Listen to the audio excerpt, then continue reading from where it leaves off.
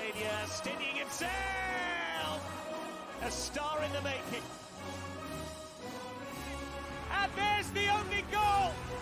Sabini with it! After 11 years, once again, Milan are the champions of Italy.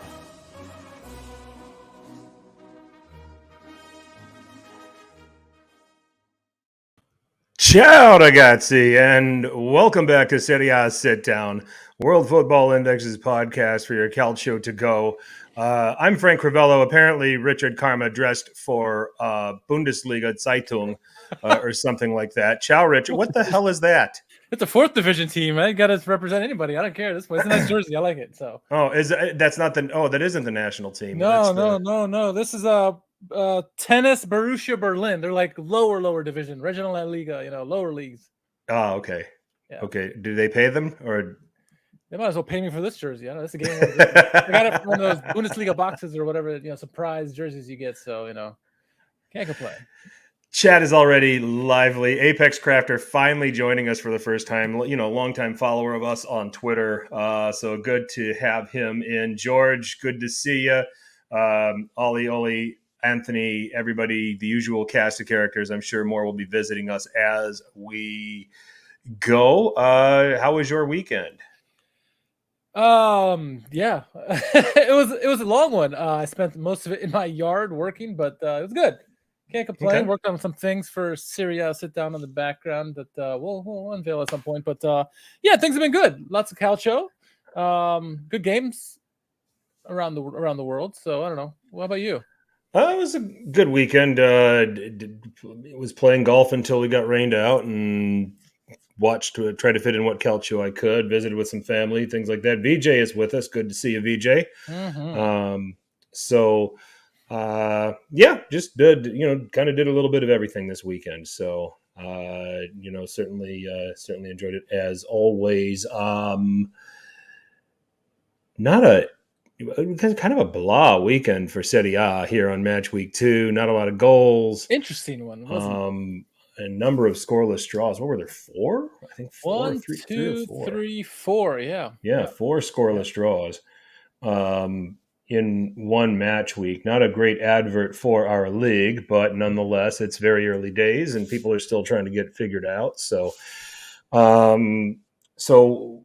what we will do, since the Serie A teams didn't want to score a lot this weekend, is this edition of Serie A Sit Down, we're going to do something a little bit different. We're going to break away from what the normal format is. We're going to just take a look at each team, spend a couple minutes on each, and talk about what we're seeing so far. Do we kind of believe in what we're watching? Do we think some things are going to change? Or, maybe trying to help fan bases that are listening to this podcast as far as, should you be excited? Should you be grouchy?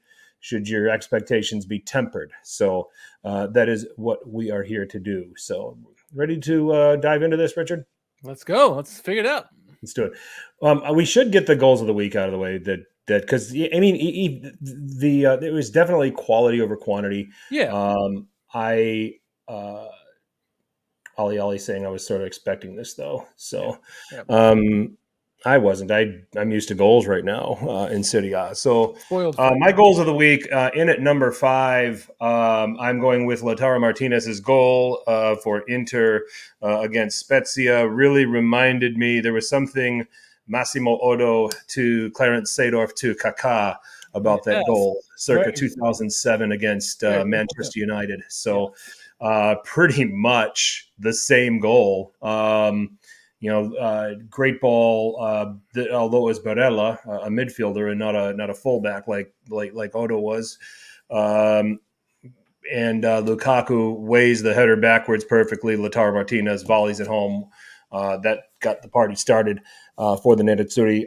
My number 4 is Kvicha Kvaratskhelia second goal against Monza, dribbling past the defender, and that one's not higher because he dribbled past Andrea Ranocchia. Fair enough. He sold the move, though. I think he would have got any defender. Which, if Andrea Petagna wasn't Andrea Petagna probably dribbles past him in training every day, just to kind of give everybody some perspective. Number 3, I will go with Ismail Benacer's equalizer against Atalanta. Very nice curling goal there from the Algerian to cap off what was a very impressive overall performance from him in that game. Number 2, I'm going back to Kvara, his first goal against Monza. Brilliant curling goal there, but all those goals could have been goal of the week candidates in any other week, except for Domenico Berardi's volley from distance against Lecce for Sassuolo to win 1-0. And a goal that for me is right now leader in the clubhouse for goal of the season. We have 36 more match weeks to sort that out, but that's going to be my top 5. How about you? That's a pretty good top 5. My top 5 is not too different from you.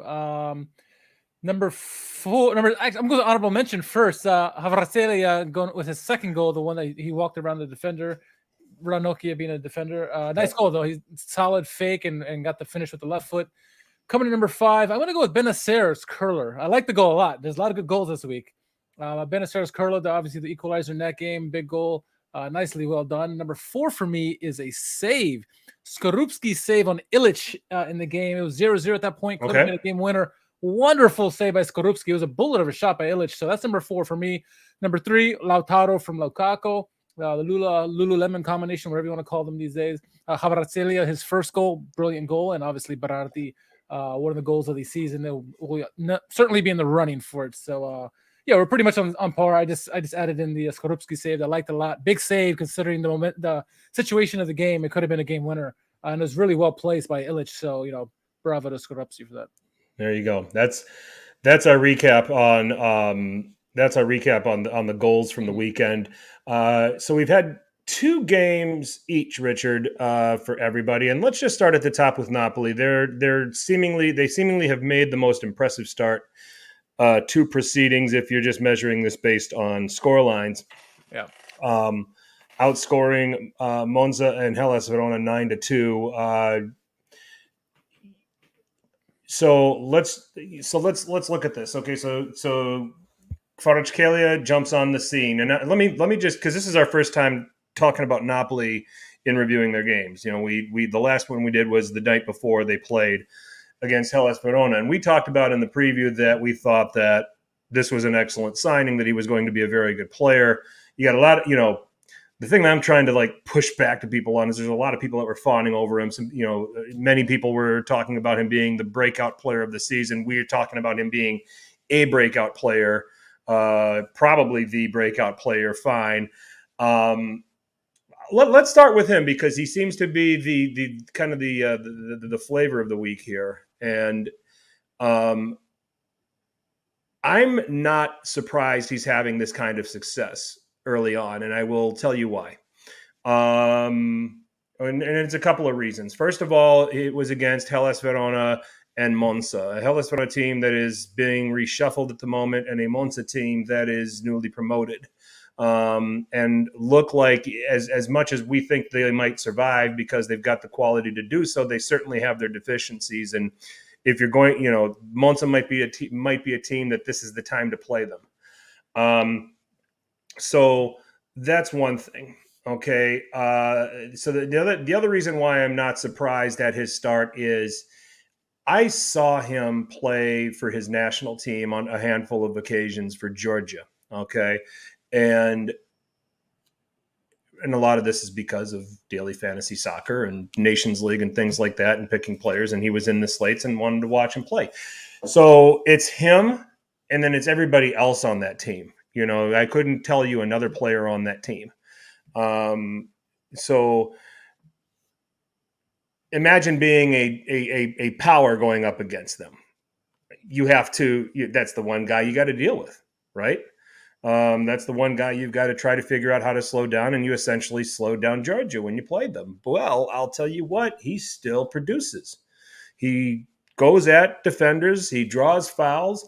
So he's the focal point, and now he's on a Napoli team where there's a wealth of talent around him. You can't just close in on him. So there's more freedom for him to excel. So those are two reasons that I'm really not surprised at his start to the season. Wonderful player. Not surprised to see him having success here early on.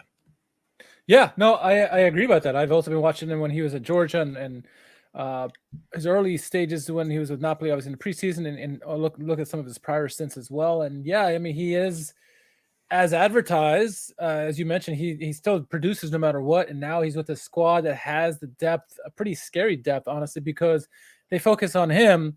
You're going to leave Osimhen open. You're going to leave Zielinski open. You're going to leave Lobotka open and Gisa open. So many options at Napoli. And so you have to be careful when you defend him. And so now he'll get more freedom. So I agree with your assessment that, hey, look, it's Monza and Verona. You should temper your expectations. But I think he's going to do well. Now, what everyone I think agrees, at least in the chat, is how does he do against the top 6 team, right?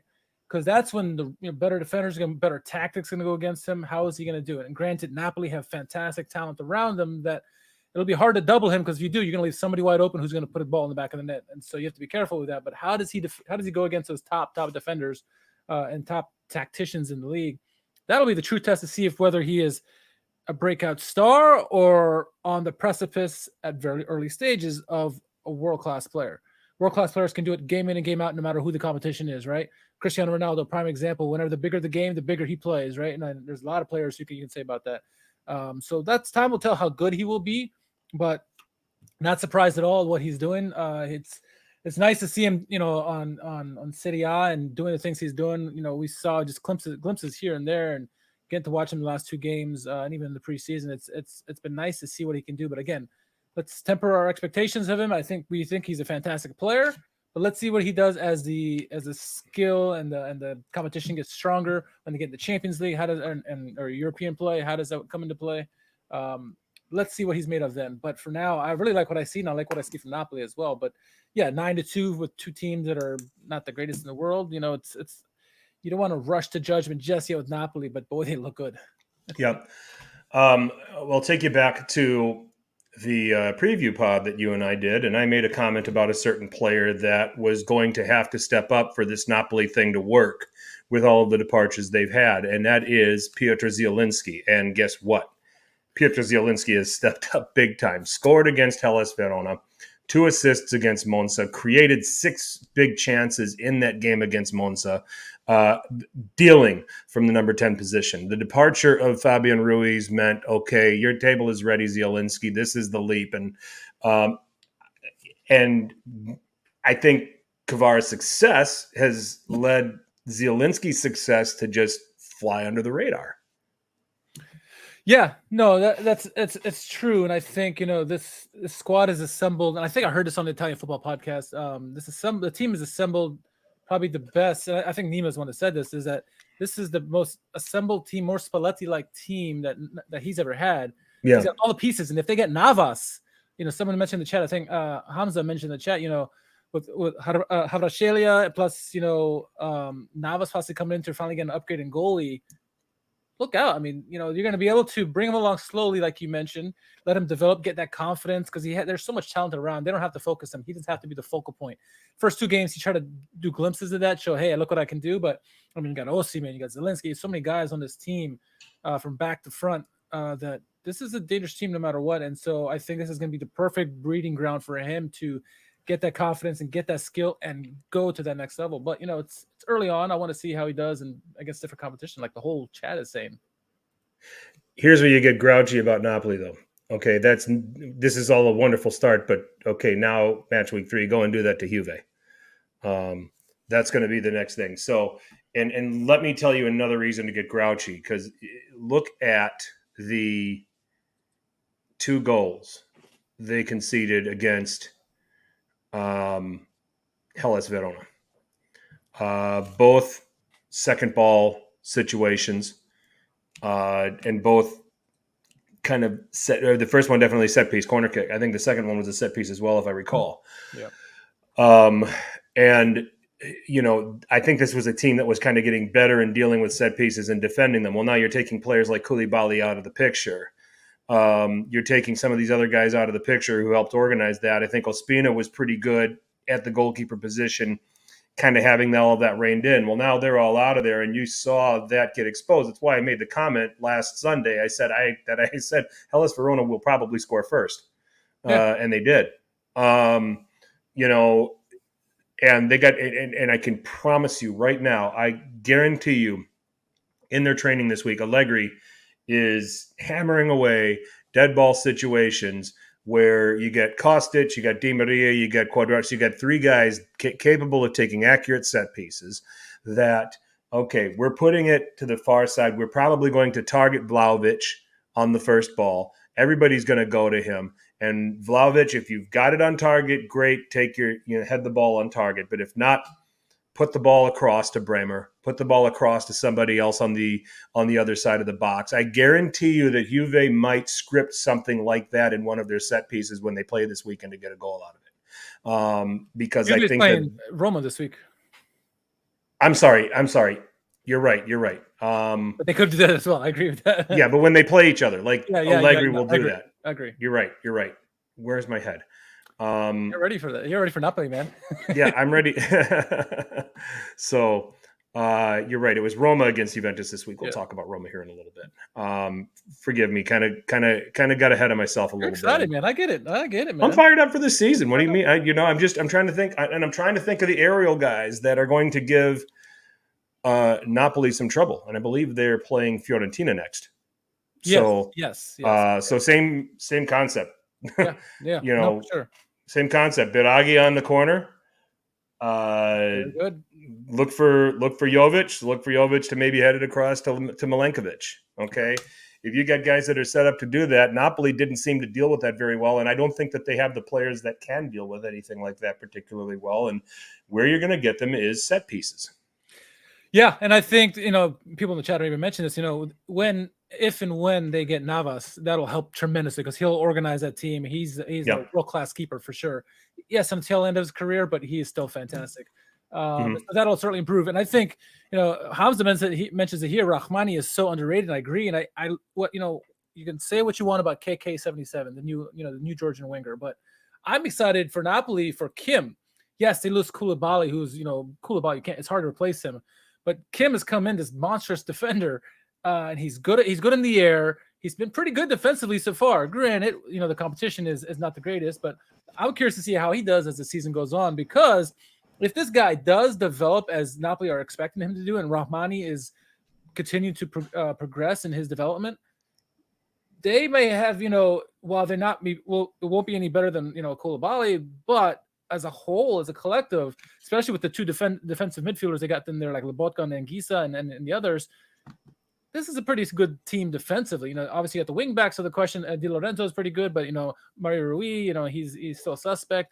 But Kim, I'm very excited to see what Kim can do. He's already shown some glimpses of his aerial ability off set pieces, both sides of the field, right? Mm-hmm. And defensively, he's done the job. Again, it's still early. He hasn't played anyone in the top 6, so much to be determined. But if this development pans out, if their scouting pans out, look out. This could maybe the steal of the signings for them outside of Kvaratskhelia for Napoli. So this trip to Fiorentina is actually quite important then, and that's on Saturday, 2:45 Eastern. I think I know where I got thrown off. They're going to have a friendly against Juve Stabia tomorrow to try to acclimate to playing every 3 days. So okay. So that's just where I got thrown off. My apologies. I'm normally more on top of this. You all know me. So, all right. So Richard wanted. Okay. So that's Napoli. They're top of the table. 9 scored, 2 against. How about Richard? You look at the table. Tell us about Inter. Inter, yeah. So far 2 wins off the top. Nothing too surprising so far. I mean, look at the competition that they had. I mean, Spezia win this weekend was a nice display. 3-0. Lecce, they struggled a little bit. I think Inter are who they are, meaning they're good. And they're going to find ways to score, with Lululemon up top. Obviously Lukaku is going to find Lautaro all day, every day, and they're going to find each other. And there's some good players here sprinkled throughout this team. This is a very good team, no matter what.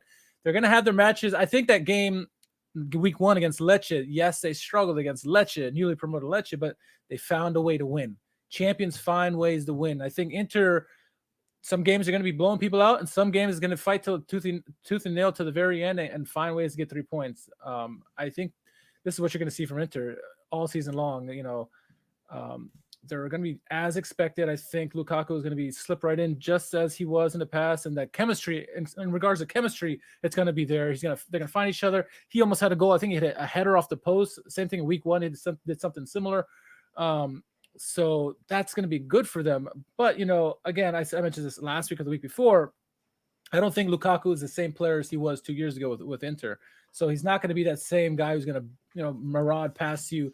He'll still bulldoze over the defenders, right? But he's not going to beat you with speed as much as he did previously. But I think this Inter team is still really good. Çalhanoğlu, another year in the system, which is going to help him a lot. That goal he scored yesterday was brilliant, or this weekend I should say, it was brilliant. And Joaquin Correa scored. I mean, that's Jerry's gonna have to hold off in his grilling memes for a while just because Correa got a goal. But I think his Inter team is pretty legit, and we'll see what happens here at the end of the Mercato here. If they bring in anyone, do they lose anybody? We'll see. But nothing too surprising from Inter for me. Inter's about where I thought they'd be. Big one for them on Friday, traveling to Lazio. So a couple things that I want to point out. I looked at let's start when they played Lecce. Yeah. And I think we see what you see here is they had 70% possession in that game. Inter under Simone Inzaghi and then Conte prior to that, where were they better? Is if you had 55% of the ball against them, they're fine with that. They like living in that. They like letting you expand, and then they can hit you hard going the other way. And they were deadly. They were deadly in the process. I've never thought of Inter to be a team that can be,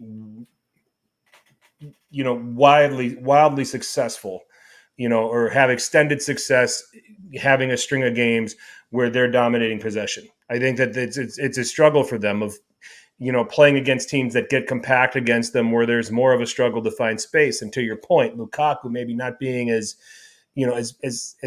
fast as he used to be. Still very powerful and still a presence. That might have a little bit to do with it, but there's not much, and that's maybe one of the hindrances of playing a 3-5-2 like Simone Inzaghi plays, is going forward. If you're having a lot of possession, you're going to be relatively predictable because you're going to have a wingback on the right-hand side who's right-footed and a wingback on the left-hand side who's left-footed. And they're going to just take it end line and cross the ball in, and you just got to be prepared for those situations. It's where you can have Lukaku getting into dangerous spaces. I think the goal against Spezia is a classic example when they're in possession. That's how they'll get their goals off of possession, where the attention is on Lukaku and people are able to move off of him, and he's able to find him and lay it off. That's their best chance. Lecce presented to everybody. You give into the ball for long periods of time and you take away passing lanes and things like that, you can frustrate them. In the end, Inter got the goal that they needed to get the 3 points. Here 55% against Spezia, they're a little more comfortable with that. Yeah. That's the most they want to have the ball. They'd love for you to have the ball and then they can just hit you. That's where they're more lethal. So defensively, they're solid. They had an oops against Lecce with Cisse, but they didn't give Spezia much. So that aspect of them looks really good right now. Hamza made a point. DeMarco looks good right now. Aslan looks good too. Yeah. Yeah, Nicolo Barella looks fresh. We made that comment about him last week. Yeah, I think that's important. And so far, Inter's doing pretty much what I would expect them to do. Having to grind one out away at Lecce, that's a tougher fixture than you think, especially with the way Lecce's playing and the way they're setting themselves up. And then, taking care of business at home against a team like Spezia, which you expect a team like Inter to do. Agreed. Agreed. We move on to Roma. Let's talk about them real quick. So all right, so a couple of 1-0 wins at Salernitana, at home against Cremonese. And I don't know, I think on a different day against Cremonese, they win by maybe 7 or 8-0. Give the goalkeeper, Andre Radu, a lot of credit. Saves. Yeah, he made 11 saves in that game. Pretty much played, in hockey terms, he stood on his head. Yeah. I think that the goals are going to come. I like the way Roma is playing right now. Okay, they look great countering against Salernitana. In sync. Against, they're definitely they're happy to let you have the ball more, and Mourinho really sets this team up for that. He wants to hit you on the break. They don't want to have they don't want to be in the 65 to 70% range. They're happy letting you have the ball a little bit and seeing if they can catch you, especially when you think of Abraham Zaniolo, who now has a shoulder injury. Looks like he's going to miss, I think, 3 weeks. And then worse right now, Gigi Wijnaldum fracturing his tibia in training. So they're running into a couple of breaks here. But looking at how Roma are performing, they're going to win games by more than 1-0 at some point. But right now the framework is in place, for how they want to play. They look good. They've been pretty difficult to break down so far. But we're also talking about Salernitana and Cremonese, two teams that whose attacks aren't going to keep you up at night when you prepare for them. Hey, dude, Lisa. Yeah, no, I agree. I think Roma the chemistry's been amazing so far. They've had a lot of opportunities. They've either just missed it wide or the goalkeepers made the saves. I agree. I think their goals will come. And to Chris's point, their XG's got to be is pretty high because they're creating a lot of opportunities. Hopefully Zaniolo isn't injured too bad. And it's tough to hear about Wijnaldum, both for the player and the team, right? And you listen to the comments of Mourinho when he talks about the team. He says, am I worried that only defenders have scored and my forwards have not? And he's like, no. And he shouldn't be, because they're creating opportunities.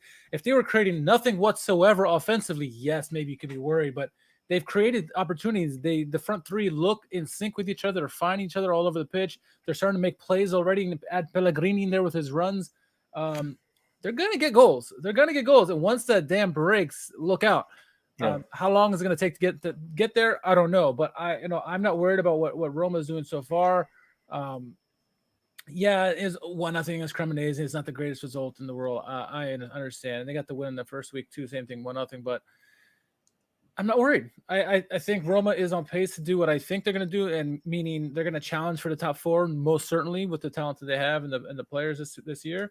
Dybala is going to get his for sure, and hopefully Zaniolo stays healthy all season long. And this is going to be a team that's going to fight week in and week out against the top 6, that's what you want to see. We'll see what they're made of. Week 3, this next weekend coming up against Juventus, because that's their first test. I want to see what Juventus says also, right? But we kind of know what Juventus does in these kind of games. They kind of tighten it up and play very, Allegri-like ball. But if Roma can come out and get a win and get a 2-goal win or something like that, they might wake up some people up and say, okay, well, they are for real. But if they shit the bed completely, right, or shit house their way, and Juve win, 2-0, you may have to slow your roll on the praise. But I'm not worried about Roma right now. The lack of goals is not concerning to me. Although I mean, would anyone be shocked right now at a 0-0 draw between Juve and Roma on Saturday, just kind of given the sample right now and what we've seen from these two teams? Yeah, no, nobody would be surprised, honestly. Right. And the strange thing, and Chris makes an excellent point. The expected goals are up. Roma right now leads Serie A in expected goals per 90 minutes at 2.88. That's ahead of Napoli at 2.54. So perspective, Napoli have averaged 4.5 goals a game, but their expected goals per 90 is only 2.54. I mean, so they are way overachieving. Yeah. At this point, and Hamza makes another good point here. Cristante looking good under Mourinho. There's a lot of players looking good under Mourinho. Yeah. Some buzz about Pellegrini's performances so far. I've heard a someone else in the English speaking Calcio streets thinking that Pellegrini is Italy's best midfielder right now. I don't agree with that. Yeah. But I do like the role that Jose Mourinho has him in. And this comment here by Hamza, he's saying the Roma playing style is like Mourinho's at Real, but difference is the quality. And I agree about that. And I mentioned this weeks ago where I said, I think this most resembles what he did at Real Madrid. And Real Madrid, his teams, when this kind of team the style he played, they scored lots of goals. And I expect Roma to do the same thing. And so that he's agreeing with that same comment there. I think everyone sees that Mourinho is really shaping his team how he wants it, which is scary for the league.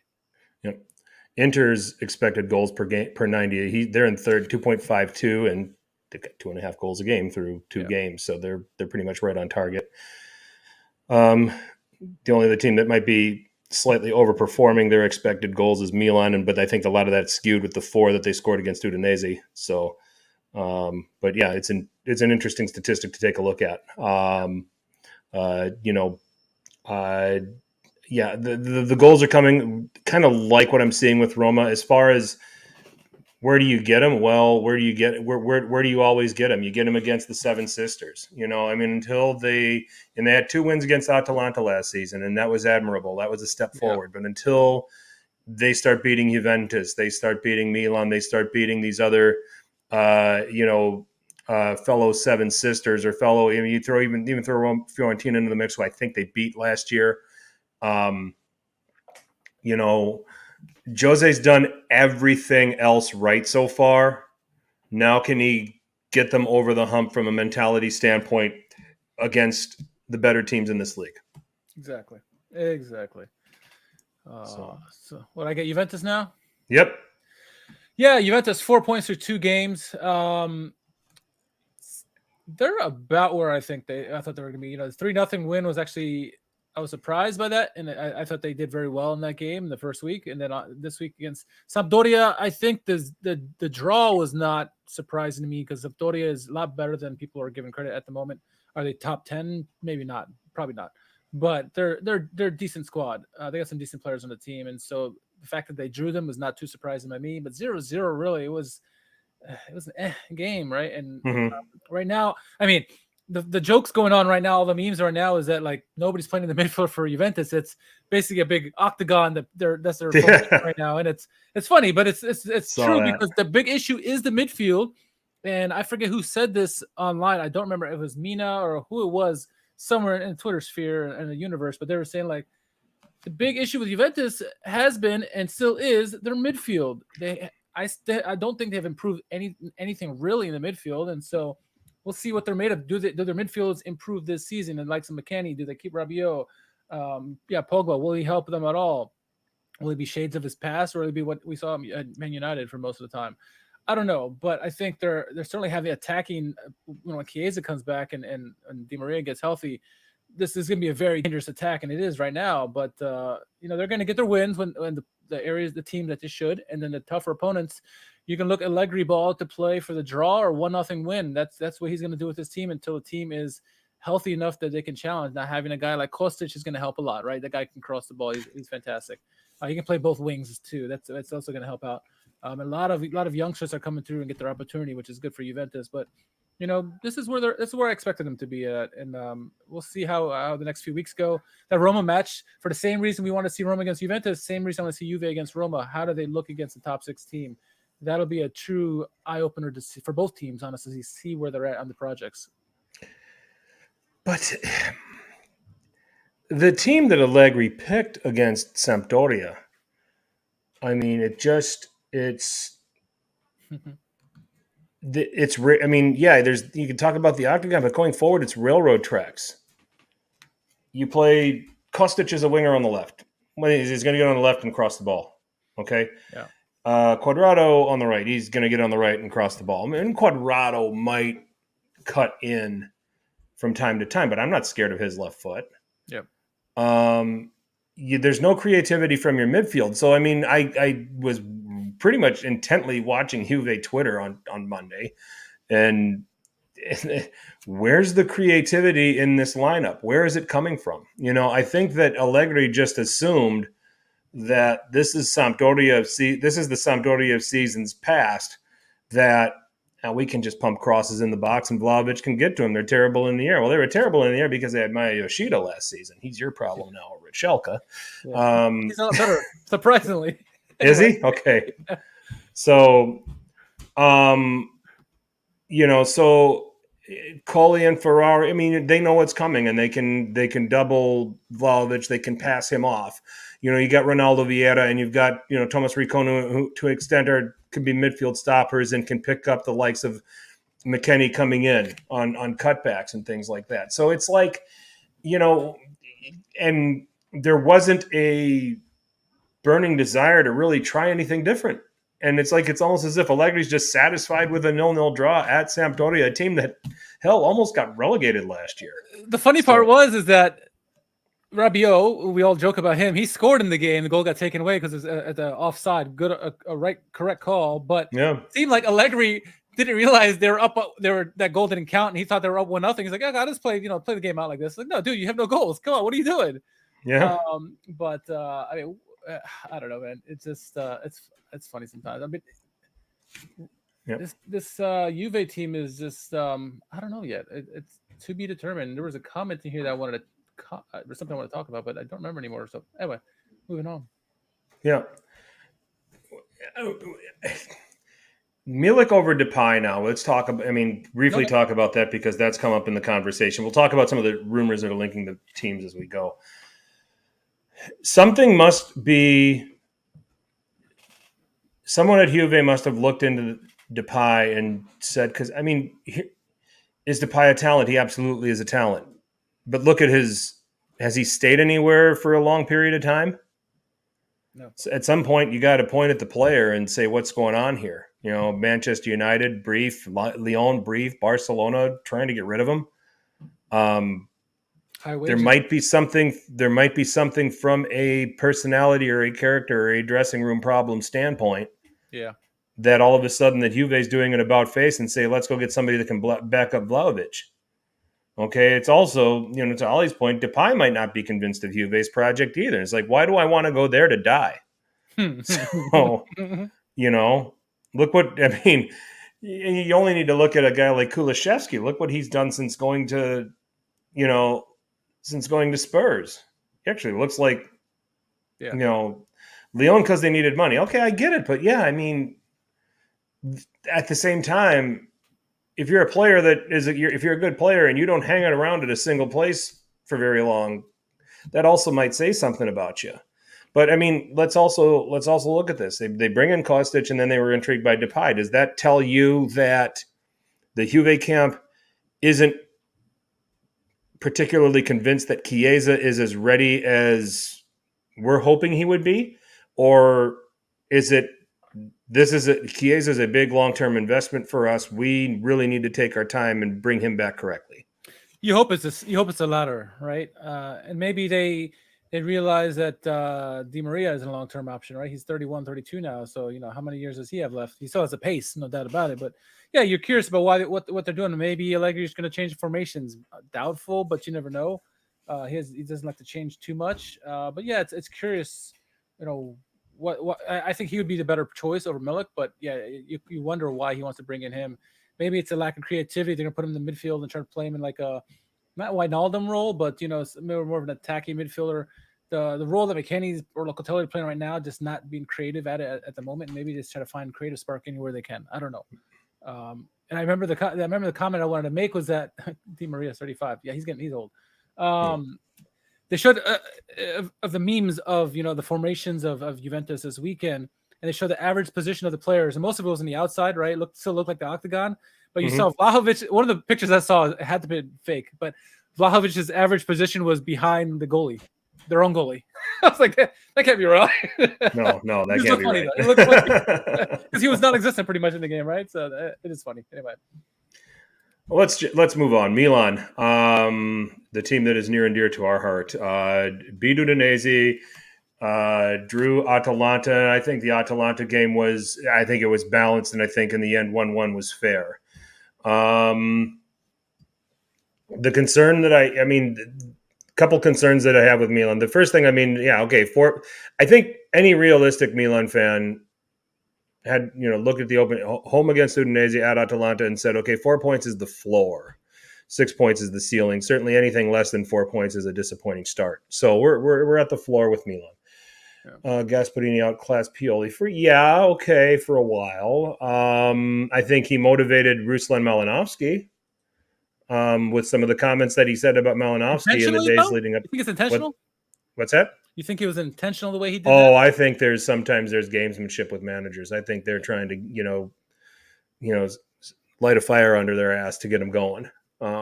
So I wouldn't be surprised if that was intentional. Because he's got one of the best shots in the league, if not, Europe. And yeah, he only gets 6 goals, but maybe you shouldn't put him in a position to expect goals. I mean, Pasalic is someone who they could never fathom who scored as much as he did last year, right? The goals he provided last year, unbelievable. He couldn't have predicted that. So having Malinovsky only score 6 goals, I think it's fine trade-off because the goals he scores are big goals against Juventus, it seems like, all the time. And then other big games. So, so. 4 points without Rafael Leao being anywhere near what he was last season. So that's something that you can look at and take a positive from. Yeah. Ante Rebic is holding on the fort and scoring some goals. I think here are the things that worry you about Milan. Number one, I see huge concentration issues with them defensively in the box. Huge concentration issues.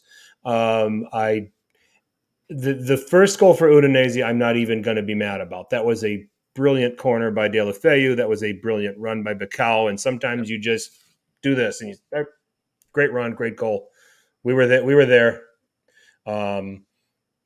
But you guys, De La Feu put the ball exactly where it needed to be and Bacao got his head on it. So second goal's far more worrying, where you have midfielders and you get players that are getting back, but they're just, everybody has their hips and their eyes just on the ball and they're getting backdoored, or Messina is able to cut in front of Macias. And then on the Malinovsky goal, why is Tonali helping to double team Zapata? Why isn't he getting out for the top of the box run? Why isn't he there in an early position anyway? Because where Zapata was in that moment, he wasn't going to be able to turn. I think it was Tamori that was on him. He wasn't going to be able to turn him and score. Yeah. So now you come up, you cut off anything that's coming to the top of the box, but instead you're deep and you're ball watching, so you have no chance of coming out and confronting that ball. So there's a lot of things from a concentration standpoint, from a defensive positioning standpoint from Milan that really, really concern me after the first 2 games. Yeah. What infuriates me about that goal, the Malinovsky goal, not that, Malinovsky can't score these screamers, but the one job that is that you don't allow Malinovsky to shoot the ball from anywhere on the planet. You just don't.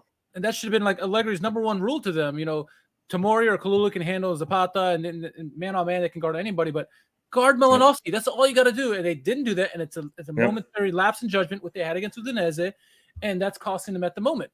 They can fix it. I'm sure they can. And the other part, but I don't think you had to take Malinovsky and just chase him religiously in that situation. All you had to do was just slip into a passing lane. Yes, where you can take Malinovsky out of the picture. Yeah, and that's Tonali failed to do that. He felt he needed to help double mark Duvan. Yeah, and he could have been called over for all we know. I don't know, but yeah. Those lapses in judgment are worrying at the moment. And also the attacking, granted, Rebic is working his ass off trying to get goals right now. But, the rest of the team, and granted, the first game, Brahim looked decent. Leao has been quiet both games. And then right wings have been, Messias was okay in the first game as well. Yeah. But they haven't done much yet offensively. And so, but the fact they have 4 points through 2 games, and that's the floor that they are expecting. Yep. Milan are where they should be, right? Atalanta's a decent team. It's not like they're one of the bottom feeders of the league. They're not. And so, maybe they're not the same Atalanta from a couple years ago, but this is still a pretty decent team that will challenge the heck out of the Seven Sisters all season long, especially with no Europe. So I think it's where Milan should be. They have some obviously glaring issues they have to fix, like every other team in the league. And I'm confident that Pioli will get it done because obviously they won the Scudetto last year, so he obviously knows what he's doing. So. And now let's just jump into Atalanta because they're the next team here. And I see a shift in how Gasparini is setting this team up.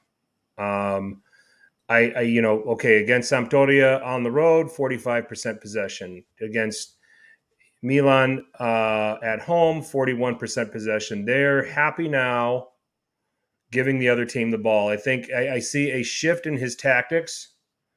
I see more defending. I see, more countering where you have Duvan as a target. You can get it to him, or you can have a guy like Malinovsky, first guy coming out of the midfield, where you can get him the ball and start to dictate things while the other team is loose. And I think that these were changes for Atalanta's health that needed to be done, because I think they lost players through the years, like a Papu Gomez, for example, and they haven't had Josip Ilicic and and some of these other guys. And Koop Miners has been serviceable since joining. And now they've got, when you think of the attackers that they can bring on, I mean, you can start with Duvan Zapata, but you can bring on a Muriel, you can bring on an Adamola Lookman, who already has a goal, a Boga, all of these guys that, what can you do? I mean, pace and just go and blister and go the other way. And Gasparini has shifted Atalanta a little bit, and it's noticeable here through these first two games. I like it because he's protecting his back three better. He's protecting Musso a little bit better, and it's allowing Atalanta to defend a little bit more competently. That's what I'm seeing with them right now. And I think that 1-1 draw, while we said we thought, okay, we think Milan will come out of Bergamo with a draw, but I think that 1-1 draw is a boost for Atalanta, more than it is for Milan. No, I agree 100% about that. The new tweaks in their tactics are shade to the time when they had that deep run in the Champions League where they lost to PSG, where they focus on the defensive effort to not give up so much and really try to get a 1-2-0 win, something like that, low scoring game. And that was successful for them. It's not what we know tried and true to be Atalanta, not the fun, entertaining stuff. It doesn't matter. It's about getting points. That's what Allegri's bread and butter has been for his whole career, right? So that's an interesting tactic tweak by Gasparini. Let's see if it holds true or if it's just for the first couple games. With no Europe, you would imagine this to be something they're going to be part of their weekly lineup type thing where, they focus more on the defensive effort, trying to help out, the guys who, face it, the defenders aren't the greatest in the world, but, you give them some help, give Musso an opportunity to see the ball a little bit more, and he'll make the saves where he had to, like he did against Milan. So, yeah, maybe, I don't know if Atalanta's going to be screaming in the top four at all, but like I said earlier, I think they're going to be challenging the top seven gaming every week. I think it's going to be hard to play against them because they have those attacking players, like you mentioned, that can change the pace with their speed all game long because they just keep the guys fresh, right? Just take out Zapata, bring on Muriel, take out Pastos, bring on Boga or Lookman or whomever. Yeah. So, yeah, this Atalanta team is a good start for them so far. I think the 1-1 will certainly boost their confidence more so than Milan, because the Milan game Milan probably, let's face it, they're hoping for a win in that game, and Atalanta I think will be happy to get away with 4 points through the first two games. So, yep, agreed. Tell us about Fiorentina. Sorry, I was just reading the comments about from Hamza about Gasparini being conservative with his players being older. Yeah, no, that's a fair shout. And as a good manager, you have to adapt. And I think that's what he's doing right now. So Fiorentina, pretty decent start, right? They would have loved to get a win in the derby this weekend, in the Tuscan derby, right? Of course they would have. It's a big rivalry game. But obviously having the win in the week one, I think is, Bonaventura, he's still doing his thing at whatever age he is these days, right? What is he, 47 now? Granted, it's Cremonese and they gave up a couple goals, but offensively, they have to make it, like, it's a plug and play, right? We talked about this. Vlahovic left, and they have Piontek, and they're scoring goals. Cabral was scoring goals also last year a little bit. Now they've taken 47 shots through the first two games. It's crazy. And I think Luka Jovic is going to get his in this lineup here because he already has. Yes, because Italiano system is a plug and play, very similar in the respect that it's a plug and play with Atalanta. Fiorentina, you plug and play the striker because it works so well. If he has a certain striker he looks for, and they're going to get their goals. And I think Fiorentina has been decent so far, creating a lot of opportunities. Even some of the guys, I'm still shaking my head that they got rid of Dragowski, right? Because I always rated him very highly, but they're doing well so far. And granted, that game against Empoli, they're going to kick in and scream, and they're upset. They feel they should be 6 points right now, and I feel they should be on 6 points. Empoli are a decent squad, but I think the draw, obviously it's a rivalry game, but I thought Fiorentina should have won that game. Couple betting tips I'll give people with Fiorentina and Napoli coming up on. Fiorentina or Napoli currently on the road, plus 115 favorite. Hammer that because Napoli are going to win. Over 2.5 sitting at minus 137. Hammer the hell out of that. The over 3.5 is sitting at plus 175 or thereabouts, depending on the betting markets. Bet that, but don't do that as part of a parlay. Just kind of bet that separately. But man, I'll tell you what, that's I see both of those teams having a real go at each other. I think that Fiorentina can expose some things with Napoli with the way they're capable of attacking. But I think that they have enough frailty to them that Napoli are going to overcome. I mean, I see 3-2, 4-2, something in that neighborhood. I think Fiorentina Napoli's a goal fest this weekend when they play. Yeah. So, but to the point now, I mean, I think that they look at this and they say, all right, home against Cremonese 3-2 win, 0-0 draw with Empoli. Empoli were even down to 10 men, and Fiorentina had 19 shots, but only 2 on target. I mean, they misfired. So I think that they're going to be reasonably pleased with the start to be on 4 points. I think they've got the distraction of right now trying to make it to the Conference League as well, where they beat Twente 2-1. At home. Now they've got to go. They're actually going to Holland on Thursday. I think that's another reason why you hammer Napoli. Fiorentina is going to be coming back from that, trying to qualify for a group stage. So, so we'll see. But those are the things that I would tell you right now. If I had Sportsbook here in Wisconsin, I would be crushing that game right now with those particular bets. So. Now that I've said that, we're going to get a 0-0 game out of them. Every game's going to be 0-0. And we're going to come back on Sunday night and we're going to just absolutely scream at what the hell was everybody doing out there. So you owe me money. No, the Jovic edition is already paid off. You've got Gonzalez, who I think was one of the more unsung wingers in the league last season, his first season in. And I think that we thought last year when he came on board, we said this is a great signing. This is a great fit for what Italiano wants to do. Sotil, they've got a good depth of midfield talent too. They kept Milankovic.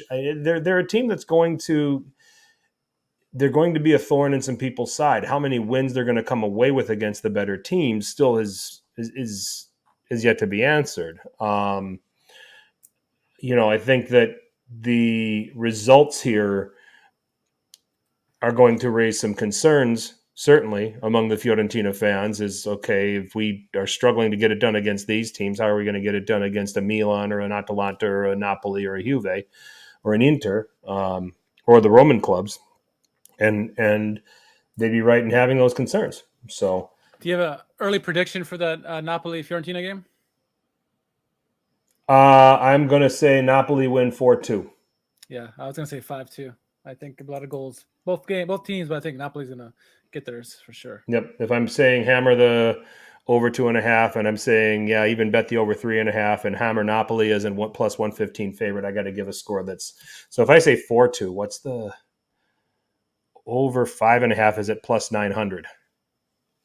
So throw a C note at that and win yourself $900 if that happens. It's not out of the question.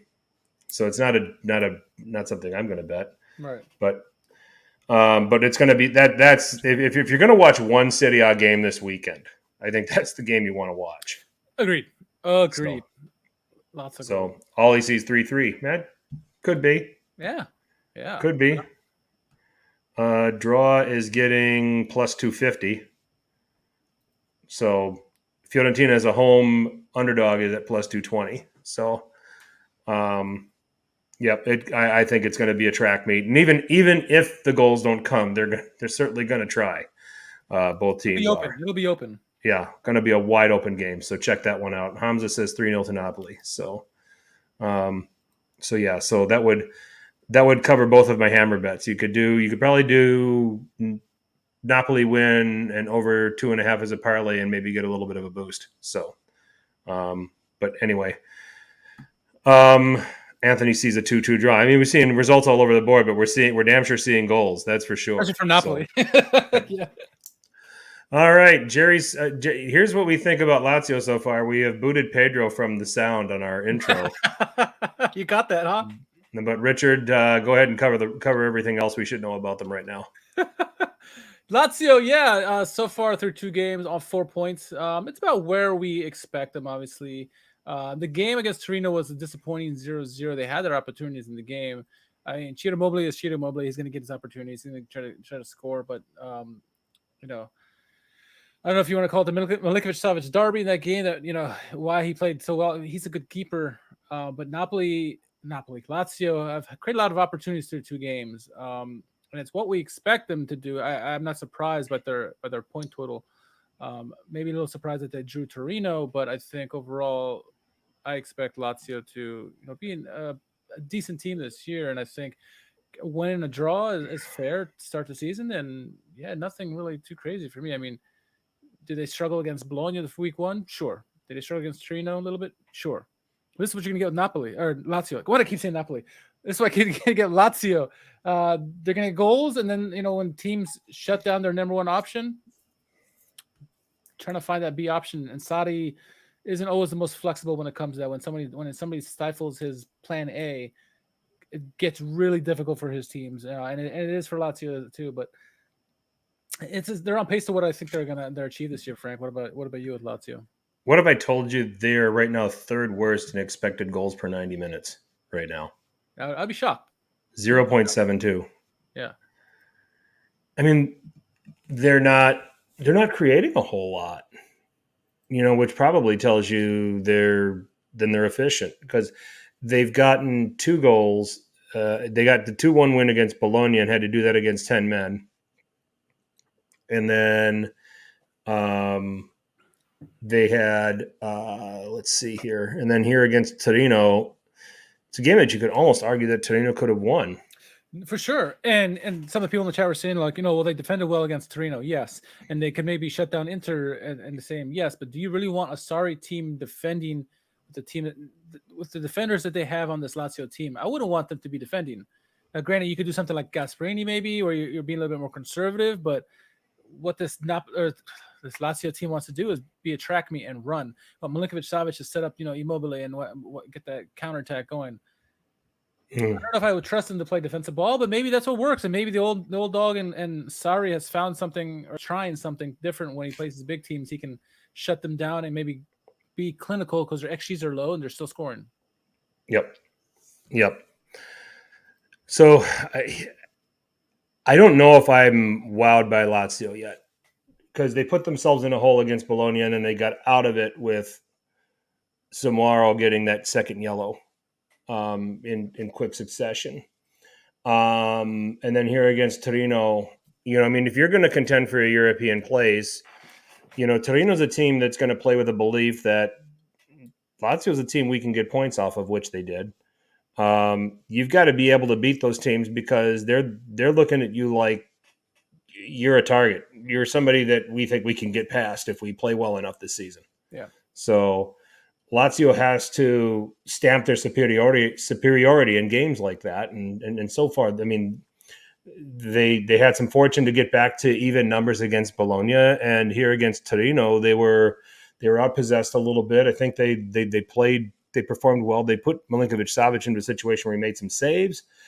The Torino Milinkovic-Savic, of course. But in the end, it's 0-0. And they're to me, out of these top 8 that we kind of talked about going into the season, I expected them to be the least flattering of these teams going in, and they have been the least flattering so far. So, interesting question by Dominic. He goes, "How does Sarri's Lazio stack up against Mourinho's Roma?" I personally think Roma would eat them alive at the moment. I agree. Years, I say it's even. At present, I think Roma's team would eat them up. The chemistry is better right now. The team is playing better front to back. Roma, that is, and so I think right now it would be one of those 3-0 kind of games, But I agree. Long time for them to play again, so we'll see. I definitely agree with that. So, so let's batch 9 through 12, 13 through 16, 17 through 20. All right. So we go Torino, Spezia, Sassuolo, and Bologna. I think on performances, I think Sassuolo have been really good. They had 7 chances. They had 7 shots on target in the 3-0 loss to Juventus. They just didn't defend well against them. They a brilliant goal by Di Maria. All right, fine. They didn't have an answer for Vlahovic, and going forward, they're probably not going to have an answer for tall and strong nines. They could be in trouble against the likes of Inter and Lukaku, Atalanta and Zapata. Giroud gets fit and starts playing regularly, could be a handful. And same with Immobile from Lazio. In fact, I think Immobile loves playing Sassuolo. And you can even make the argument Arnautovic for Bologna is going to give them some trouble too. So that's kind of where I'm at on Sassuolo. The attacking elements to them are always there. Yeah. There's never anything to worry about with them, in that regard. It's probably the most surprising thing is that they only have 1 goal through the first 2 games. But they've played 2 very defensive-minded teams. Lecce we'll talk about here in that regard here shortly. I think Spezia is probably lucky to be in the position that they are in right now. An Empoli team that completely outplayed them, and Spezia got away with a 1-0 win. Yeah. Lost 3-0 to Inter, which was pretty much expected. Go there, take your medicine. Torino, I think right now, it's only been 2 games, but I think they're proven. Juric is an excellent manager. And I think he's got them set up to be stubborn to everybody again. Now they beat Monza, who now all of a sudden, Napoli thrashed Monza. We're not sure what Monza are right now. We had an idea going into the season, and we're not even sure of that. And then they had the draw that they fought out here with Lazio. So I think Torino, they're going to be one of these teams that's going to they're not going to threaten for a European place, but boy, they're going to have a say in who finishes where, because I think they're going to steal some points for some of these better teams. And then I think what's the last one? Bologna. They're what we thought they were. I mean, they had an opening here against Lazio. They shoot themselves in the foot. They lose that match. They can only get a draw against a Hellas Verona team that I think are going to be it's going to be a struggle for them more than we think. And, if not for the Skorupski save, they would have lost that game too. I think that it's a situation where I think Torino and Sassuolo are believable in these positions, and Spezia and Bologna are certainly flattering themselves right now being in these spots. I agree. I think Spezia is certainly punching above their weight right now. It's 2 games in, but that win against Empoli completely against the run of play, I would think. Bologna is where I thought they would be. I think the issue is going to be the manager. Once they get a new manager, they'll do better, be more consistent, I should say. But yeah, I agree with you. I think Sassuolo and Torino are where they should be. I think Torino, I think at the preseason pod, I predicted they would finish 11th, and so they're 8th at the moment. It's still, like I said, 2 games in, but it's a Juric team, and Juric's teams tend to be difficult to play against, like you mentioned. They're going to be middle of the table, around the 10 spot or so, and so I think both them and Sassuolo, while they play drastically different, they're both where they kind of should be. So far, results have kind of mirrored the way. I was surprised about the 3-0 game that Sassuolo lost against Juventus in the opening week, but they had chances, like you said, and they also had created a lot of chances this weekend. So yeah, I think the two teams I think that are where they should be are Torino and Sassuolo, and I think certainly Spezia and Bologna will be are certainly flattering themselves at the moment. And the interesting thing with Torino is that as rigid as Juric's tactics can be, the creative players have a lot of license. I mean, Miranchuk looked really good against Monza. Yeah. Vlasic, I thought, was impressive against Lazio, and then last season Brecalo was really good. Yeah. And now, when he was on loan there, and now you've got, Sanabria as the striker. I saw the comment earlier if Torino had a better striker that Miranchuk might eat this year. Yep. So there's some quality there. I think that, you look at the rest of that, team defensively. Kofi Gigi's back, which, he's not Bremer, and you're not going to replace Bremer altogether, but you can do it as a collective. Singo is still there. Aina, he's got the freedom too he was marauding up and down the pitch in that game. Yes. Weekend. So yeah, there's some players that have remarkably some freedom when they go forward. Defensively, it's very rigid and they don't give up much. But like you said, it's rare to see when a team is that rigid defensively that they just let the reins go offensively and they let them be more creative, because you usually don't see that. But good for Juric to kind of adjust to that, and Torino is paying dividends early on, and let's see how they can keep up against some of the better teams in the league. I'm definitely curious to see how are they as rigid defensively against the top six, for example. Indeed. Empoli, Salernitana, Udinese, Sampdoria is 13, 14, 15, and 16. I think Sampdoria are going to be much better than 16th. Agreed. It's the pain of opening with Atalanta and then having to hosting Atalanta and Juve. Abdelhamed Sabiri, we called him out right from the start, and I think as the season goes on, the rest of the English-speaking Calcio people are going to catch on to him. That pass for Leris against Juventus. Yeah. Woo! A better player finishes that. Yeah. He's hit the post twice. He's creating a lot. He's good on the dead ball. He's become the creative player in that team. And he can shoot from distance, my goodness. Yeah, he can. The forwards are just old.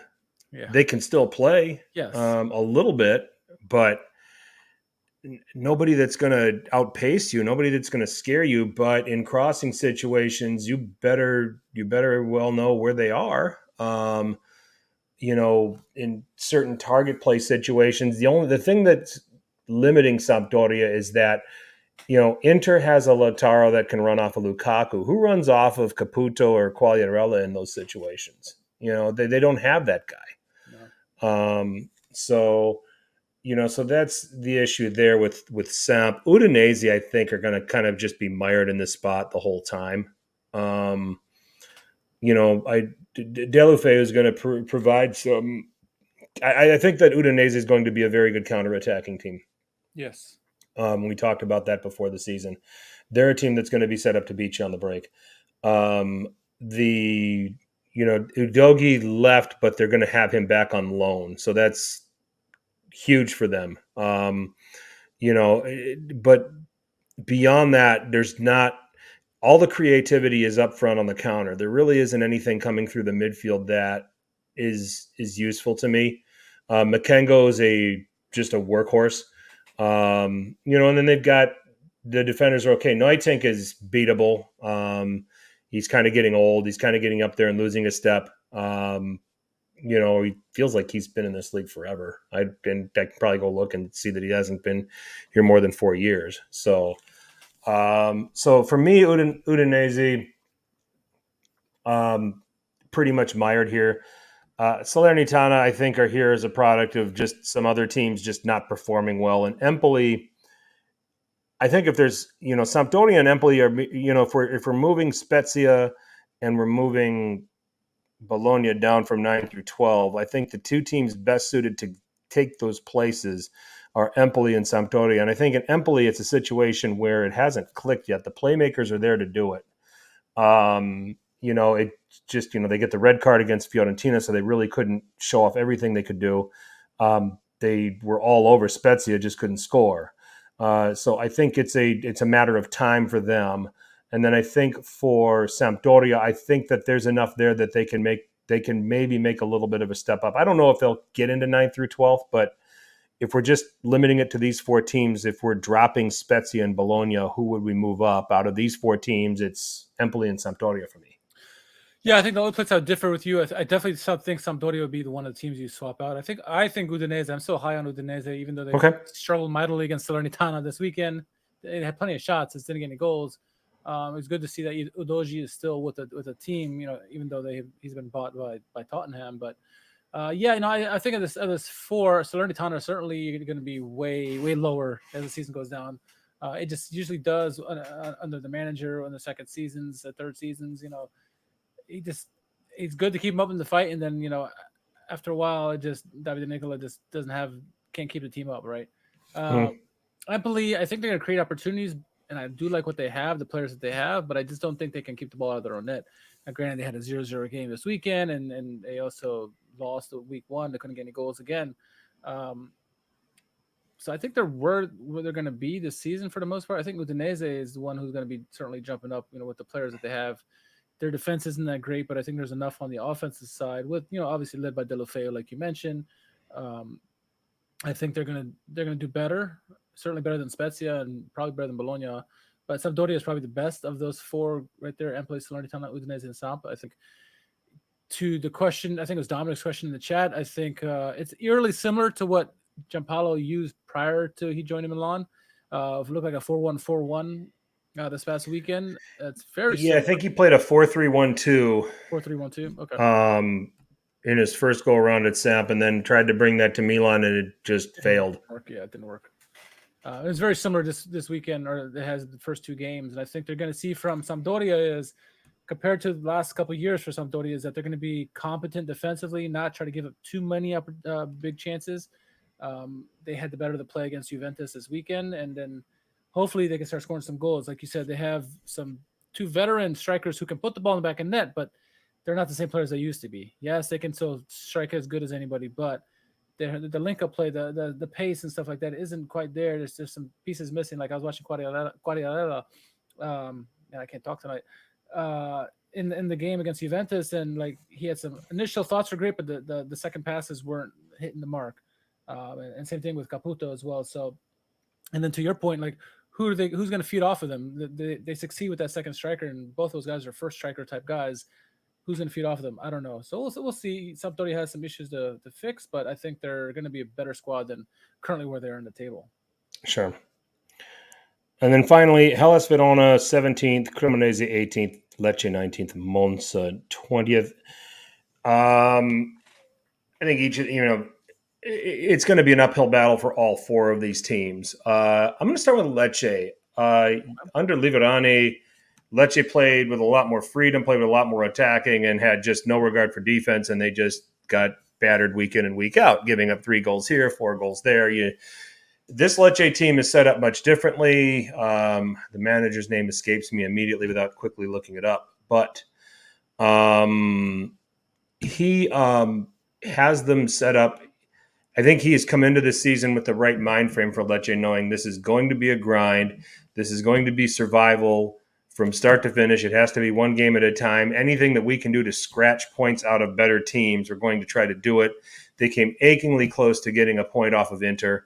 They lose 1-0 to Sassuolo, a game that I don't think Lecce were ever in, but we saw a comment, Gabriele Strefezza. I think, yeah, he's a player that is certainly coming along. He's one of those guys that you cheer for just because, I mean, his work rate's excellent. So, Marco Barone is the manager of Lecce. Thank you for that, Richard. Bailing me out again. But it's a different Lecce. They're set up to defend. They're set up to let you have the ball for longer periods of time and hope to shithouse you 1-0 or steal a point here and there. And I think that that's what they're looking to do. It's not the freedom that they played with under Liverani, under any stretch of the imagination. So that's what I observed with them. I still don't think it's going to be enough to see them get out of this.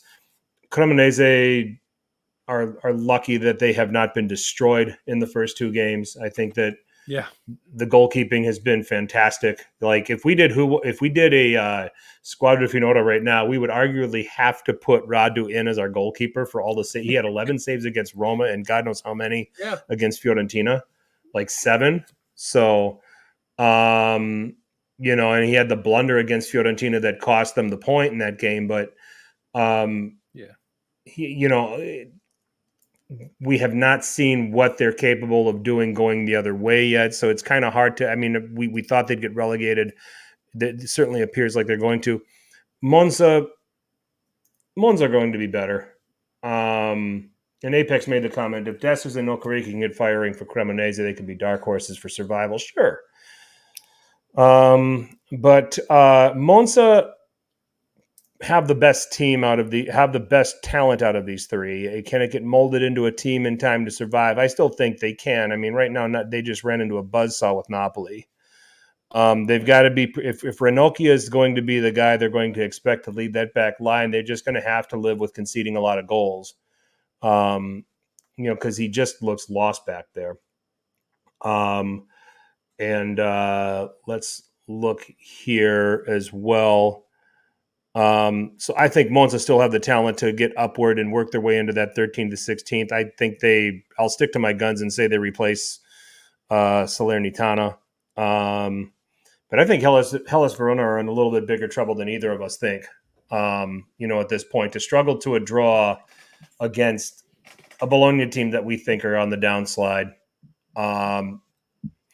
They put up a decent enough fight against Napoli at home, got a couple goals out of it, tried to stay it in a little bit, and then eventually were just overwhelmed. But I think that Hellas Verona still have the talent to stay up. I'm still saying Salernitana, Lecce, and Cremonese are the three teams that go down, and there's nothing that's going on in the first 2 weeks of the season that's changing my mind.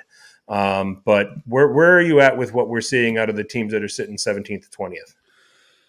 Yeah, I mean, of the 4 teams, I think the team of the 4 that's probably not where they should be is Hellas. I think eventually they will be more in the previous grouping that we just had.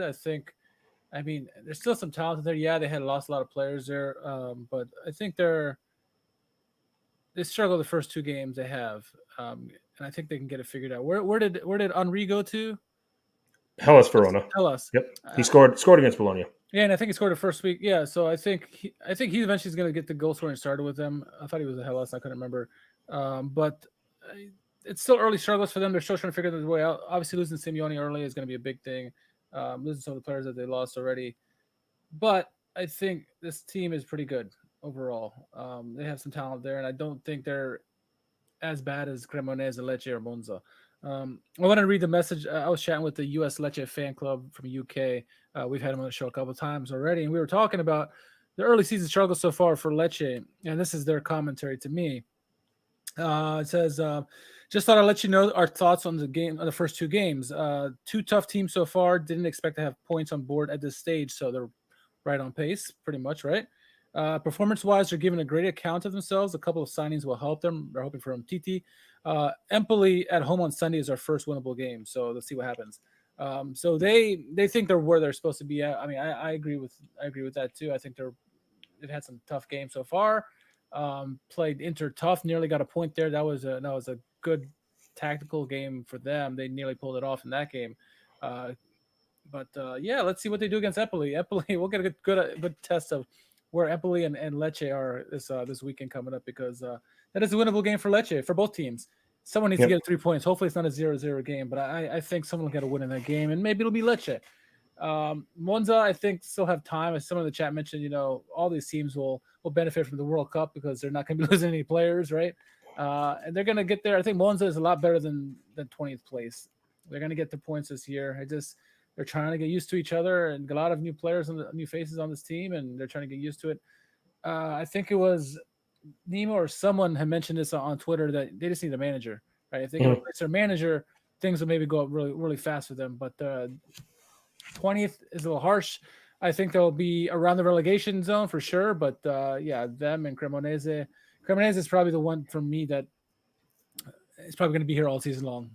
Yep. I mean, all 3 teams probably will be, but I think Cremonese is probably the worst of the bunch, honestly.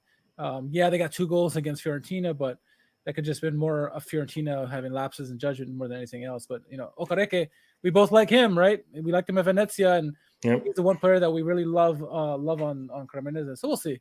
But it's pretty straightforward, honestly.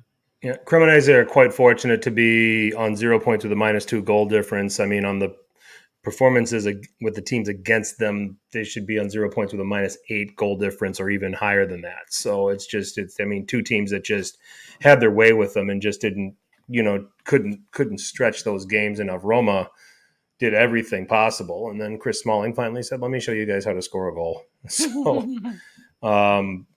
so it's going to be interesting. So that's where we think things are at. This was our overall comprehensive first impressions of everybody, through the first 2 match weeks. We kind of given you an idea of who we think, whose position we think flatters them, whose position we think is it's unlucky that they're there right now. So if you listen to this, give us your comments on who you think has got upside from where they are, and who's probably a little higher than where they should be, at Serie A Sitdown on Twitter or Instagram. Thought we would do that in lieu of doing the highlights, since 4 matches involved 8 teams that didn't feel like scoring goals. So, yeah. And then there were a few other teams that didn't score either. So Cremonese, Spezia, among, I think, one or two others. So Yeah. brutal week for the goals. So something that we're not particularly used to. So the only other, this Rafael Leao situation, that this buzz with Chelsea, I've heard of him. can't see it happening. Okay. I can't see Milan moving on, and Martino Puccio made the point on Twitter. Unless Milan get what they think is the right market value for him, but with only having about 7 days to find his replacement, not happening. There's no way. Now, if you told me we'd get, we being Milan, Ziyech, Pulisic, and 40 million, would you do it? It's an interesting debate, and I think shout out to Mina Rizuki.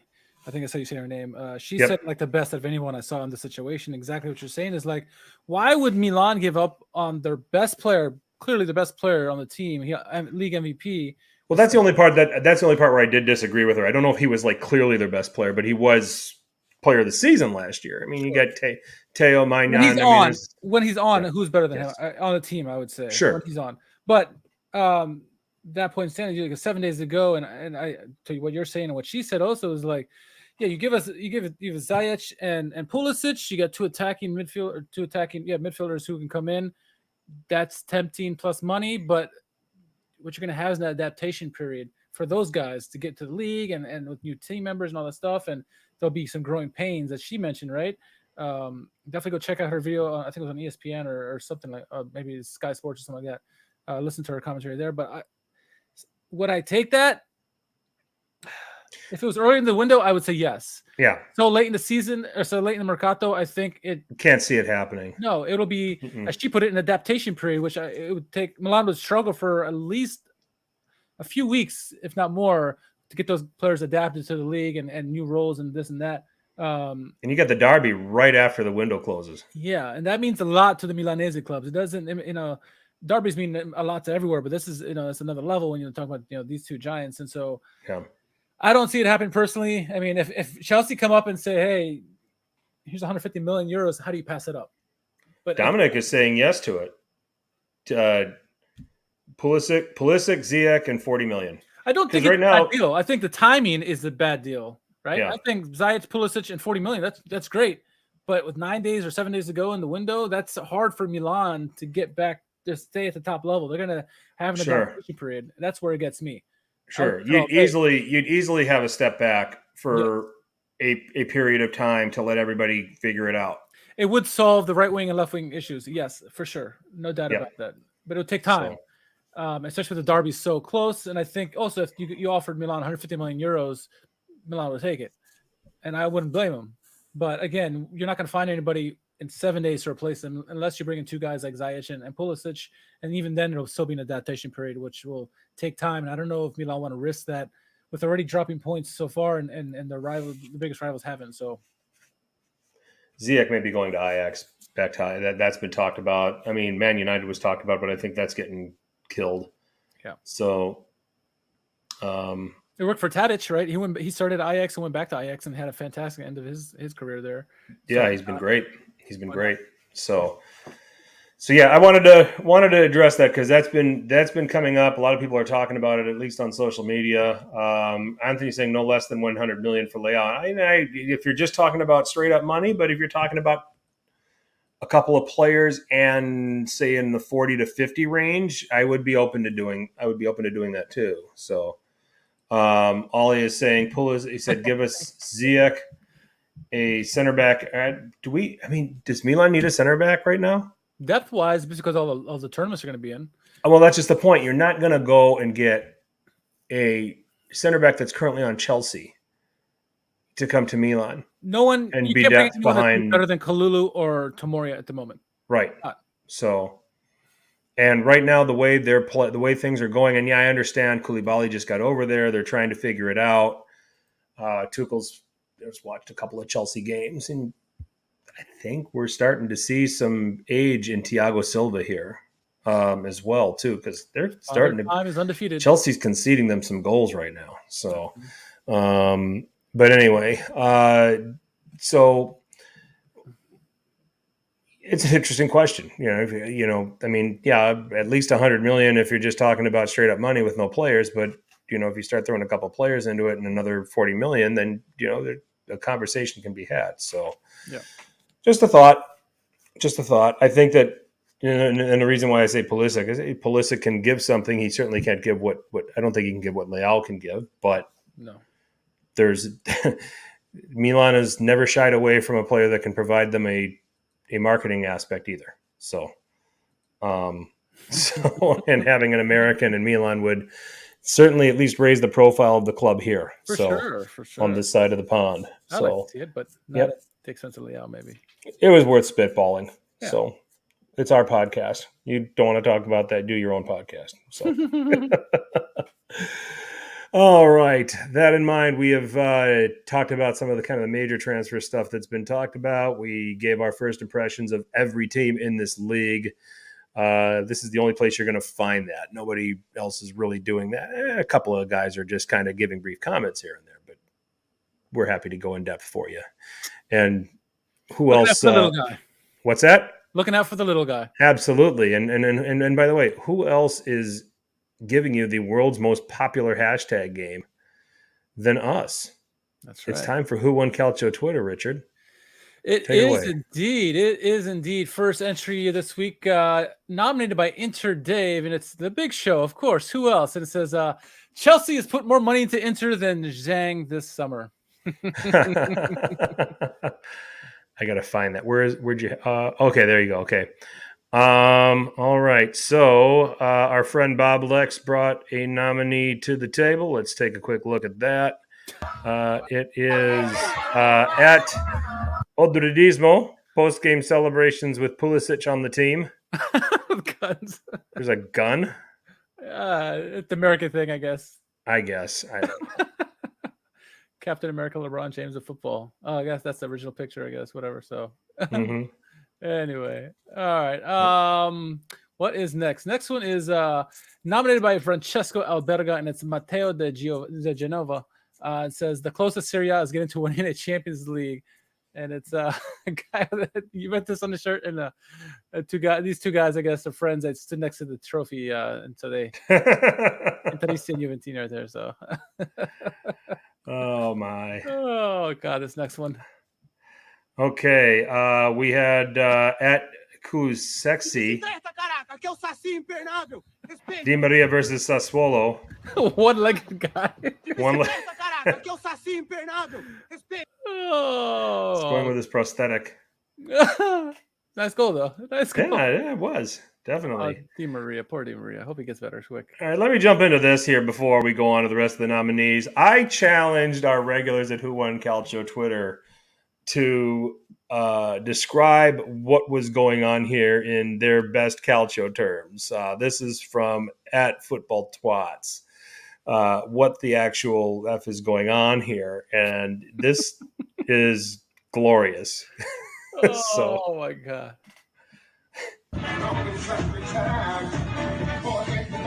What's the song, by the way? I have no idea. Oh, it's a 70s song. Oh. So I retweeted it and I said, this is a reenactment of West Germany versus Austria at the 1982 World Cup. That's like the closest thing I could come to. So, yes. But I will tell you that I did get some replies, mainly from Nerazzurri and from Napoli Sansone. And let's see what they had to say. Napoli Sansone immediately said, don't want to get canceled. Turning away, sipping the coffee like he doesn't even see it. And then Big Show saying, I don't want to touch that. As chef, I don't want to touch that with a 40-foot pole. So, and to which I said to both of them, I said, you've been challenged. And he said, I can't get suspended, bro. It's like, all right, fine. So that in and of itself is funny. I thought that video smells like Axe body spray, according to George. So yeah, pretty damn close. All right, let's now we can move on, Richard. Okay, let's move on here. Bob nominated another one. This is Casemiro arriving at Manchester United this weekend. I got the pizza guy. There's a fire going on. Let me let me tell you something.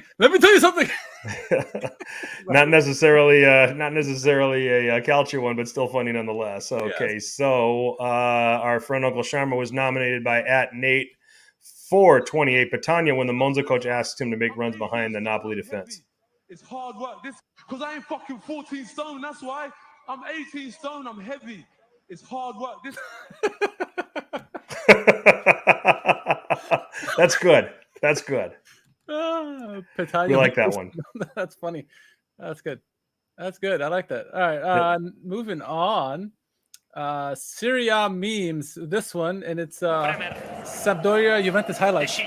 Bremer to De Sciglio. Back to Bremer. Back to De Sciglio. Just passing the same guys over and over again. Not doing anything. Old Simpsons reference there. I love it. Oh, all right. Incredible. Okay, so Richard found a picture of Perisic and Saturnian doing a How to Win Calcio, Who Won Calcio Twitter podcast. It looks just. I saw the video. And I immediately thought of them. I was like, I gotta say something. Yeah. Oh, speaking of them, Perisic chiming in with the next one. It's Allegri literally created a 7-0-2 formation and is walking around as a free man. With Vlahovic. There you go. Vlahovic behind the goalie. See, I saw it here too. So there you go. Yeah, I think there's a thread here. Let's see. What else did he say? No, there's not a thread. No, just people commenting on it. So. All right. So that was Perisic in the house. Okay. I nominated myself at No Context Footy. Radu at Inter. Kid makes the save, and then he walks the ball across the line. Oh, Radu. Poor Radu. Poor, bless his heart. All right. Next one is from Paolo Azed. And so the original tweet was from Forza Juventus. Says Massimiliano Allegri and the Juventus management will meet to talk about the transfer market today. The actual meeting went like this.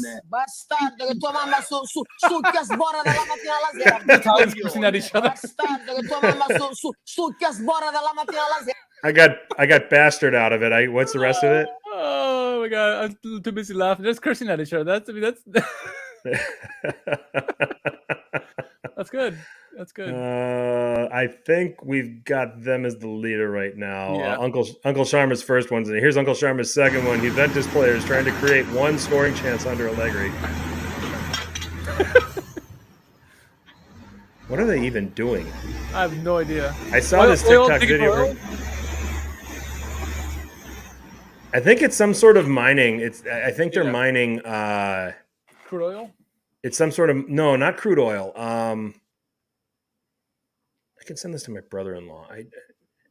I think they're trying to get core samples. Oh, okay. But either way, they're trying hard for nothing. That's my guess. I'm probably terribly wrong. Okay, so if we have Perisic, we're going to have Saturnian, and Saturnion's here. Leao in December. Lukaku. At Chelsea. Yep. Oh my god. Okay. All right.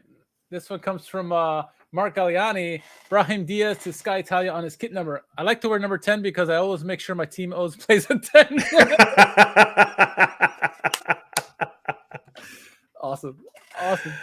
And finally, we have Luventino at LDV 1995. Picture-by-picture comparison. Max Allegri against Sassuolo versus Max Allegri against Samp. Oh, Joe Cappuccino. Poor Joe. Oh, look at Joe's reaction. What? Oh, that's good. That's funny. All right. Man.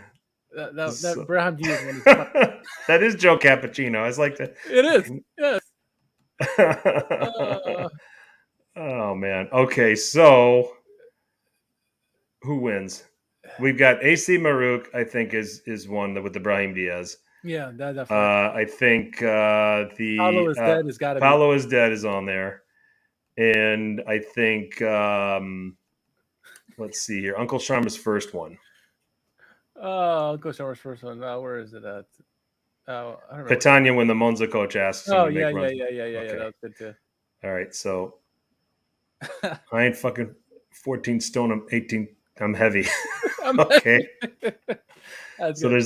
there's that one. Yeah. There is, and what was the next one we said? We said was Paolo is dead. Yeah. The Juventus management meeting where they're just cursing at each other. Yep. Or we have AC Maruk. Yeah. So Dominic likes the Diaz and the Casemiro one. Apex likes the Uncle Sharma one. Pies for everyone, huh? Pies for everybody. Oh, man. So, let's see. Oh. I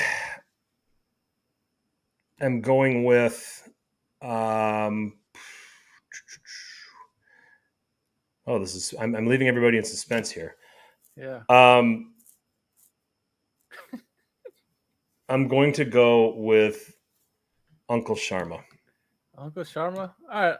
I'll go with that. It's tough. All three of them are good. They're all great. They're all good. Yeah. They're all great. But I will give Uncle Sharma the win this week. So Uncle Sharma, I'm sure you're listening. I'm sure you will listen. Congratulations. You have won Calcio Twitter for the week. It was a 3-horse race, but you come out on top. Richard, I'm going to go ahead and retweet this. And while I do that, why don't you say something to the people? Hi, people. No,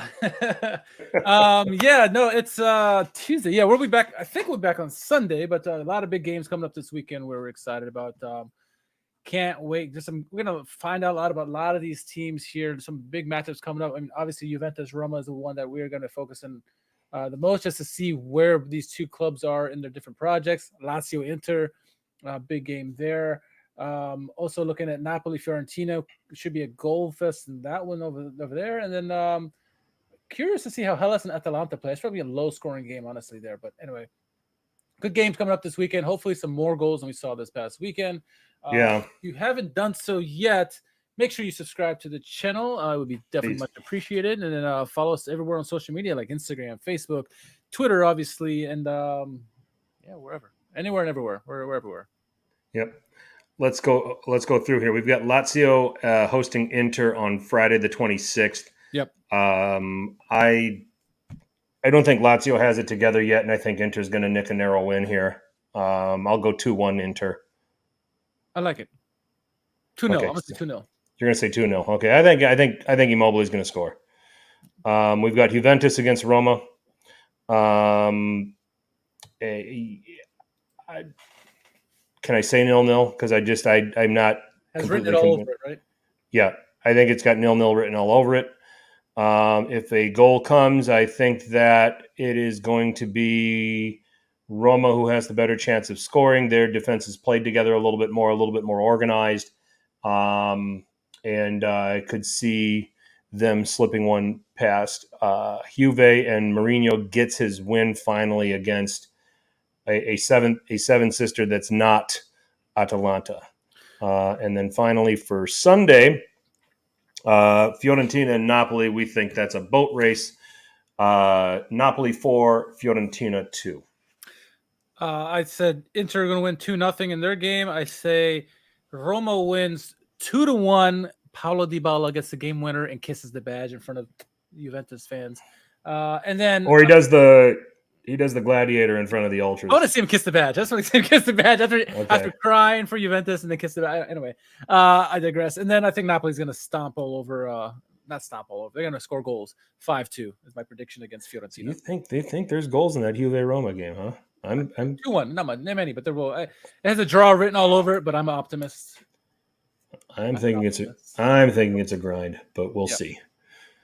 So, well, with that, we'll put a bow on this edition of Serie A Sit Down. We have our own channel on Apple Podcasts and SoundCloud. You can also find us on Stitcher, Spotify, iHeartRadio, wherever there's podcasts. There's Serie A Sit Down. At Serie A Sit Down on Twitter and Instagram. Any comments, thoughts, questions for future podcasts, please bring them there. If you have a nominee for Who Won Calcio Twitter, retweet it. Hashtag Who Won Calcio Twitter. Keep it clean, keep it civil, keep it fun. Nothing offensive, please.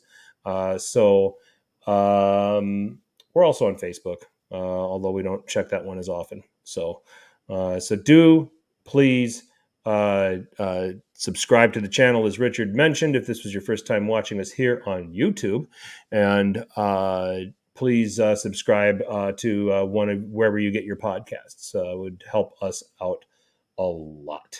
So, last questions coming from Dominic. The hang time on Dybala and Agnelli's stare down. The whole time, just looking at him like this. The whole time. 10 seconds. Could be. So, all game we're going to go with. That'd be awesome. So. All right. And yeah, we will be back with you guys on Sunday night, recapping a big weekend in Serie A. 6 of the top 8 in head-to-head matchups. Shake up the table just a little bit. So, but that's it for Richard. I'm Frank. As always, tell your paisans about us. Ciao.